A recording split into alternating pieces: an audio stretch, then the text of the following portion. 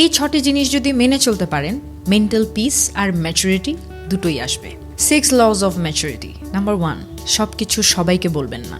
আপনার গল্প সবার শুনতে ইচ্ছা করে না, এমনকি অনেকেই চায় আপনি ব্যর্থ হন, তাই নিজেকে ফিল্টার করতে শেখেন। নাম্বার 2, বন্ধু ঠিকভাবে বাছাই করুন। ভালো মানুষের সঙ্গে থাকলে নিজের মানসিকতা নিজে থেকেই উন্নতি হয়। বন্ধুরা আপনার ভবিষ্যৎ গড়ে, তাই বুদ্ধি খাটান। নাম্বার 3, কিছু আশা করবেন না কখনো কারো কাছ থেকে, কিন্তু সব কিছুতে কৃতজ্ঞ থাকুন। জীবনে ছোট ছোট জিনিসগুলোর জন্য কৃতজ্ঞতা প্রকাশ করতে শিখুন।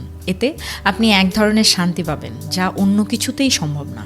নাম্বার 4, আপনার দিক থেকে আপনার সেরা চেষ্টাটি করুন আর প্রসেসে বিশ্বাস রাখুন।